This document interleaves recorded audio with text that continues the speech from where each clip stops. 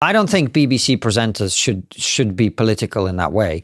But it's interesting because it's one of the fascinating things about the BBC, whereby you've had this great institution, which is what the BBC is, a great institution. There was the gold standard of journalism for a very long time. And then at some point that must have changed. And I know because I've spoken to people who left around the time that it did change.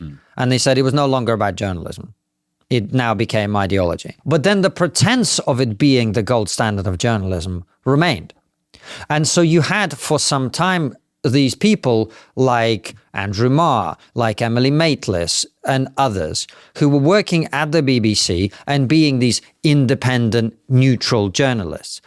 And then they all left the BBC and started their own podcasts. And now you know what they really think. And you go, these people aren't independent at all. And there's no possible way that Emily Maitlis, who can't wrap her head around people wanting to lower migration and has to call everyone racist when they do, there is no possible way that that woman is capable of journalistic independence. That's physically not possible. So I think we've kind of been gaslit for a while about this stuff. And that's the presenters, right? Then you go into the BBC and you meet the production staff. And you go, okay, you've got a nose piercing and blue hair. I don't know what your politics are, but I can fucking guess. There's probably a very small number of people who are capable of being high-level presenters who could be recruited to front shows on the BBC who would be capable of doing it neutrally.